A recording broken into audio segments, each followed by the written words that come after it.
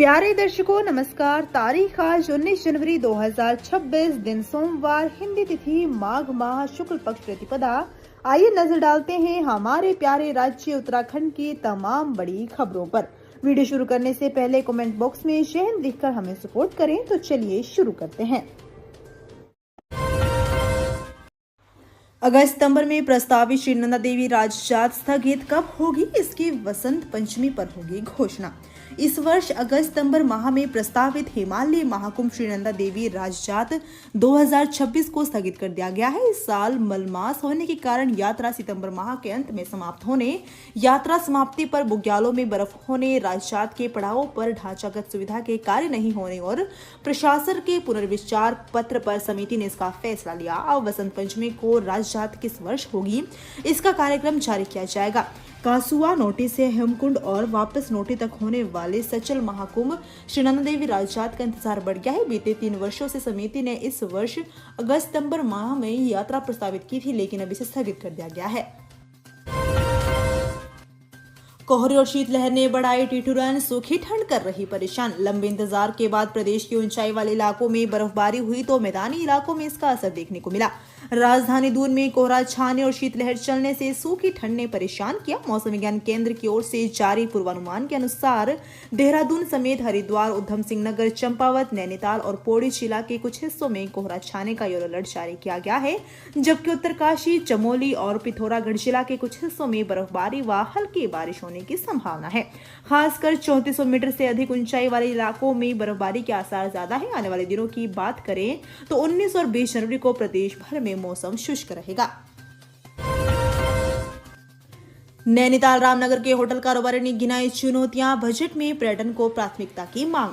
केंद्र सरकार जल्द ही आम बजट पेश करने जा रही है और इसे लेकर पर्यटन उद्योग की निगाहें टिकी हुई है। उत्तराखंड के प्रमुख पर्यटन क्षेत्रों कॉर्बेट पार्क, लैंडस्केप, रामनगर और नैनीताल से जुड़े होटल व रिजोर्ट कारोबारियों को उम्मीद है कि इस बार सरकार पर्यटन को प्राथमिकता देगी।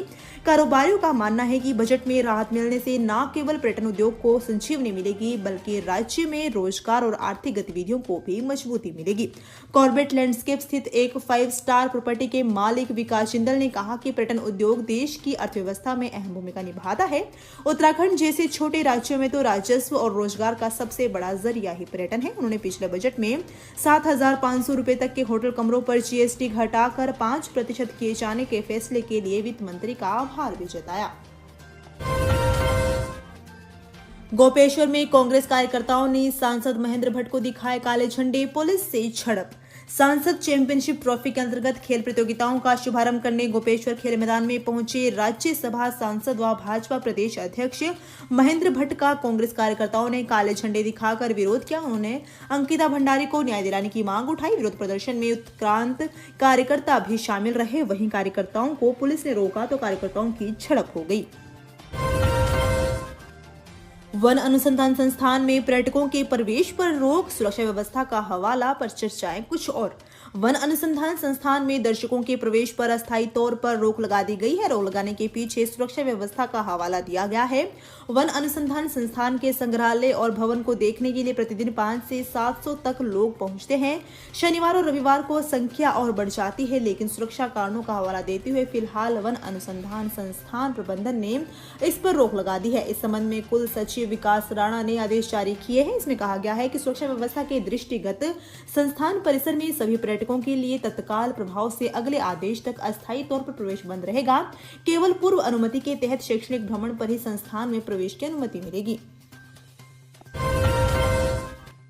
साइबर ठगों ने दिया निवेश का झांसा, व्हाट्सएप ग्रुप से जोड़कर ठगे 50.20 लाख रुपए। साइबर ठगों ने निवेश का झांसा देकर ऋषिकेश के व्यक्ति से 50.20 लाख रुपए की ठगी कर दी। करीब 1 वर्ष पुराने इस मामले में साइबर क्राइम पुलिस स्टेशन में अज्ञात के विरुद्ध मुकदमा दर्ज किया गया है। पुलिस का कहना है कि मामले की जांच की जा रही है। ऋषिकेश निवासी पंकज कुमार चौहान ने पुलिस ने बताया कि 21 दिसंबर 2024 को उन्हें अनजान नंबर से व्हाट्सएप ग्रुप से जोड़ा गया। उनसे भी शेयर ट्रेडिंग का प्रशिक्षण देने की बात कही गई। 6 जनवरी 2025 को एक ट्रेडिंग ऐप ब्राउन सीएम का लिंक भेजा गया और ऐप डाउनलोड करवाया गया। इसके बाद उस लिंक को डिलीट कर दिया गया और आरटीजीएस से 50,000 रुपए जमा करने को कहा गया। पंकज के अनुसार ग्रुप से जुड़े सदस्यों ने बैंक से जमा कराए गए रुपयों की आरटीजीएस की स्लिप साझा की और मुनाफे की स्क्रीनशॉट भी साझा की गई, जिसमें काफी मुनाफा दिखाया गया और उन्हें ट्रेडिंग के लिए प्रेरित किया गया। विकास कार्यों को मिलेगी नई रफ्तार, सीएम ने जारी किया फंड। मुख्यमंत्री पुष्कर सिंह धामी ने प्रदेश के अलग अलग जिलों में विकास कार्यों के लिए 183.71 करोड़ रुपए की राशि स्वीकृत की है। इसके जरिए सड़क के निर्माण और मरम्मत, पीने के पानी की सप्लाई, हाउसिंग, पंचायती राज संस्थाओं को फाइनेंशियल ट्रांसफर और आपदा राहत से जुड़े जरूरी विकास कार्य किए जाएंगे। वहीं 12 साल बाद होने जा रही नंदा देवी राजजात यात्रा को देखते हुए विधानसभा क्षेत्र थराली में नंदप्रयाग घाट, सुतोल, कन्नौल मोटर मार्ग को ठीक करने के लिए अलग से 12.90 करोड़ की राशि स्वीकृत की है। इनके अलावा जनपद चमोली की कर्णप्रयाग शाखा के अंतर्गत सोनली, देवली, बागर जलापूर्ति योजना के लिए 6.55 करोड़ रुपए और जनपद देहरादून में पीली कोठी से बालावाला गुल्लर घाटी FIC तक 3 किलोमीटर मार्ग के चौड़ीकरण और कस्तूरी चौक शमशेरगढ़ होते हुए बालावाला क्रॉसिंग तक लगभग 2 किलोमीटर मार्ग के चौड़ीकरण के लिए 5.89 लाख की राशि मंजूर की है। उत्तराखंड आ रहे हैं तो गाड़ी के कागज रखें दुरुस्त, वरना सीमा में घुसते ही खुद कट जाएगा चालान। अगर आप देवभूमि उत्तराखंड की यात्रा पर आ रहे हैं या स्थानीय स्तर पर वाहन चला रहे हैं तो कागजात दुरुस्त करा लीजिए। परिवहन विभाग 19 जनवरी से ई डिटेक्शन प्रणाली लागू करने जा रहा है। इसके माध्यम से बिना बीमा, परमिट, प्रदूषण या फिटनेस उत्तराखंड की सीमा में घुसने वाले वाहनों का स्वतः चालान हो जाएगा। साथ टोल प्लाजा से वाहनों की निगरानी और ई चालान की व्यवस्था की जाएगी। उप परिवहन आयुक्त शैलेश कुमार तिवारी ने बताया कि ई डिटेक्शन प्रणाली के तहत वाहनों के नंबर को परिवहन मंत्रालय के वाहन पोर्टल से रियल टाइम कनेक्ट किया जाएगा। इससे वाहनों की ई निगरानी और ई चालान किया जा सकेगा। इसमें वाहनों के परमिट, बीमा प्रमाण पत्र, प्रदूषण प्रमाण पत्र, फिटनेस सर्टिफिकेट और रोड टैक्स आदि की जांच होगी। डाटाबेस में कोई भी दस्तावेज एक्सपायर या अवैध होने पर सिस्टम उसे डिफॉल्टर के रूप में चिन्हित करेगा। हॉस्टल में जूनियर छात्रों के साथ रैगिंग का मामला, आरोप में 2 छात्र निष्कासित। दून मेडिकल कॉलेज के हॉस्टल में जूनियर छात्रों के साथ रैगिंग के आरोप में 2 छात्र निष्कासित किए गए हैं। फिलहाल एंटी रैगिंग कमेटी मामले की जांच कर रही है। रिपोर्ट आने तक वे हॉस्टल से निष्कासित रहेंगे। रिपोर्ट में दोषी पाए जाने पर छात्रों के खिलाफ और कड़ी कार्रवाई की जा सकती है। इस संबंध में कॉलेज प्रबंधन की ओर से आदेश जारी किया गया है। ठंड से बचने को जलाई थी अंगीठी, धुएं से 4 साल की बच्ची की मौत, मां को एम्स ऋषिकेश किया रेफर। कोटी कॉलोनी स्थित CISF कॉलोनी में ठंड से बचने के लिए चलाई गई अंगीठी का धुआं 4 साल की मासूम बच्ची के लिए जानलेवा साबित हुआ। दम घुटने से बच्ची की मौत हो गई, जबकि उसकी मां की हालत गंभीर बनी हुई है।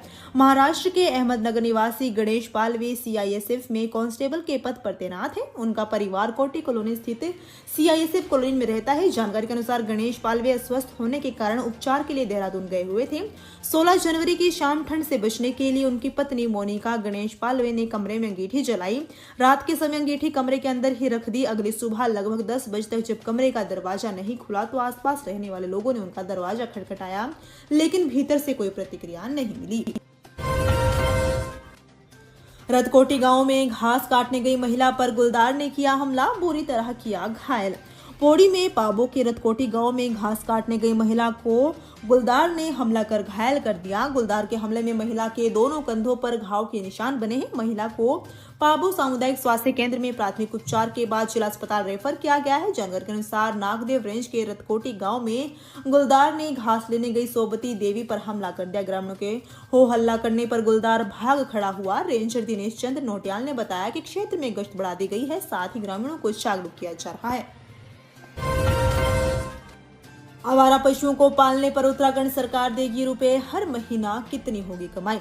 उत्तराखंड सरकार ने आवारा पशुओं को सड़कों और खेतों से हटाने के लिए 2 योजनाएं शुरू की है। इन योजनाओं के तहत इन मवेशियों को आश्रय देने वाले लोग हर माह 12,000 रुपए तक कमा सकते हैं। अधिकारियों ने रविवार को ये जानकारी देते हुए बताया कि पशुपालन विभाग की योजनाएं केवल ग्रामीण क्षेत्रों के लिए है। पिथौरागढ़ के मुख्य पशु चिकित्सा अधिकारी डॉक्टर योगेश शर्मा ने बताया कि इन योजनाओं का मुख्य उद्देश्य निराश्रित घूम रहे मवेशियों को आश्रय, भोजन और स्वास्थ्य देखभाल उपलब्ध कराने के साथ ही उनसे फसलों को बचाना भी है। इस तरह इस योजना से 2 काम होंगे, आवारा पशुओं को आश्रय देना और फसलों को बचाना। हरिद्वार लक्सर मार्ग पर हादसा, कार और ई रिक्शा की हुई टक्कर, 3 लोगों की मौत, 4 गंभीर। हरिद्वार लक्सर मार्ग पर रविवार को भीषण सड़क हादसा हो गया। तेज रफ्तार कार ने सामने से आ रही ई रिक्शा को टक्कर मार दी। हादसा इतना भीषण था कि ई रिक्शा पूरी तरह क्षतिग्रस्त हो गया और उसमें सवार 3 लोगों की मौके पर ही मौत हो गई, जबकि 4 अन्य गंभीर रूप से घायल हो गए। घायलों की हालत नाजुक बताई जा रही है। जानकारी के अनुसार हादसा फेरूपुर क्षेत्र में हुआ।